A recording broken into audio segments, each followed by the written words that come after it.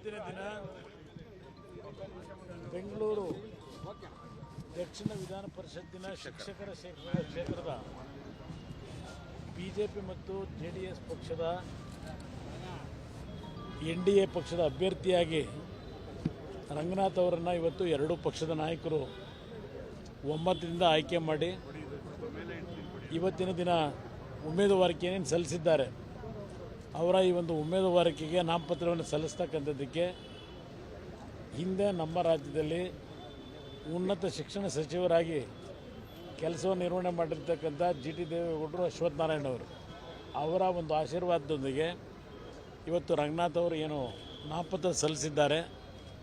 ಎರಡೂ ಪಕ್ಷಗಳ ಕಾರ್ಯಕರ್ತರುಗಳು ಈ ಒಂದು ಚುನಾವಣೆಯಲ್ಲಿ ಸಹಮತದಿಂದ ಈ ಚುನಾವಣೆ ಎದುರಿಸಿದರೆ ನಮಗೆ BJP ಮತ್ತು JDSನ ಹೊಂದಾಣಿಕೆಯ ಒಂದು ಪ್ರಥಮ ಚುನಾವಣೆಯ ಅಗ್ನಿ ಪರೀಕ್ಷೆ ಇದು.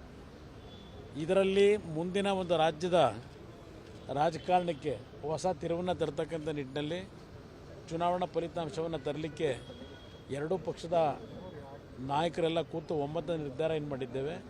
ಇವತ್ತಿನಿಂದ ಈ ಒಂದು ಶಿಕ್ಷಕರ ಮತವನ್ನು ಪಡೀತಕ್ಕಂಥ ನಿಟ್ಟಿನಲ್ಲಿ ಮನವಿ ಮಾಡ್ತಕ್ಕಂಥದ್ದಕ್ಕೆ ನಾಮಪತ್ರ ಸಲ್ಲಿಕೆ ಕಾರ್ಯಕ್ರಮ ಪ್ರಾರಂಭ ಆಗಿದೆ. 16ನೇ ತಾರೀಕಿನ ಚುನಾವಣೆ ಏನಿದೆ, ಇವತ್ತು ಶಿಕ್ಷಕರಿಗೂ ನಾನು ಮನವಿ ಮಾಡ್ತಕ್ಕಂಥದ್ದು, ಈ ಸರ್ಕಾರ ಬಂದ ನಂತರ ಯಾವ ರೀತಿಯಲ್ಲಿ ಇವತ್ತು ಶಿಕ್ಷಣ ಇಲಾಖೆಯಲ್ಲಿ ಇರ್ತಕ್ಕಂಥ ಲೋಪದೋಷಗಳನ್ನು ಸರಿಪಡಿಸ್ತಕ್ಕಂಥ ವಿಫಲರಾಗಿದ್ದಾರೆ ಮತ್ತು ಶಿಕ್ಷಕರಿಗೆ ಕೊಡಬೇಕಾದಂಥ ಗೌರವ ದೊರಕದೇ ಇರತಕ್ಕಂಥದ್ದು ಗಮನಿಸಿದ್ದೇನೆ. ಮೊನ್ನೆ ತಾನೇ ಒಂದು ಉದಾಹರಣೆ, ನಮ್ಮ ಹಾಸನ ಜಿಲ್ಲೆಯಲ್ಲಿ ನಡೆದಂಥ ಘಟನೆ, ಒಬ್ಬ ಶಾಸಕರು ಶಿಕ್ಷಕರನ್ನ, ಒಬ್ಬ ಮಹಿಳಾ ಶಿಕ್ಷಕರ ಬಗ್ಗೆ ಯಾವ ರೀತಿಯಲ್ಲಿ ಒಂದು ಬೆದರಿಕೆ ಮಾಡಿರ್ತಕ್ಕಂಥದ್ದಿದೆ. ಆ ಒಂದು ಗಣರಾಜ್ಯೋತ್ಸವದ ಸಂದರ್ಭದಲ್ಲಿ ಇದೆಲ್ಲ ಗಮನಿಸಿದ್ದೇನೆ. ಇಲ್ಲಿ ಈಗಿನ ಸರ್ಕಾರ ಒಂದು ರೀತಿ ದಮನಕಾರಿಯ ಒಂದು ಧೋರಣೆಯನ್ನು ಹೊಂದಿದ್ದಾರೆ. ನ್ಯಾಯಯುತವಾದಂಥ ಬೇಡಿಕೆಗಳನ್ನು ಈಡೇರಿಸ್ತಕ್ಕಂಥದ್ರಲ್ಲಿ ಯಾರಿಗೂ ಗೌರವ ಕೊಡದೇ ಇರತಕ್ಕಂಥದ್ದನ್ನು ನಾವೇನು ಕಾಣ್ತಾ ಇದ್ದೇವೆ.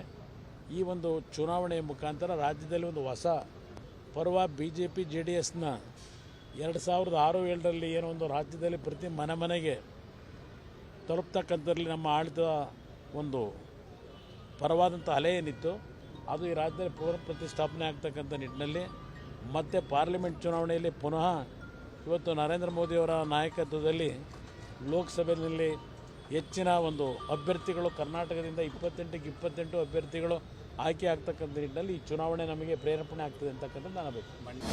ಅನುಕ್ಷಣದ ಸುದ್ದಿಗಳಿಗಾಗಿ ವಿಸ್ತಾರ ನ್ಯೂಸ್ ಯೂಟ್ಯೂಬ್ ಚಾನೆಲ್ ಸಬ್ಸ್ಕ್ರೈಬ್ ಮಾಡಿ. ಹೊಸ ಸುದ್ದಿಗಳ ನೋಟಿಫಿಕೇಶನ್ಗಾಗಿ ಬೆಲ್ ಐಕಾನ್ ಕ್ಲಿಕ್ ಮಾಡಿ. ಲೇಟೆಸ್ಟ್ ಅಪ್ಡೇಟ್ಸ್ಗಾಗಿ www.vistaranews.com ವೆಬ್ಸೈಟ್ಗೆ ವಿಸಿಟ್ ಮಾಡಿ. ಅಂಗೈಯಲ್ಲೇ ಜಗತ್ತಿನ ಸುದ್ದಿ ತಿಳಿಯಲು ವಿಸ್ತಾರ ನ್ಯೂಸ್ ಕನ್ನಡ ಆಪ್ ಡೌನ್ಲೋಡ್ ಮಾಡಿ.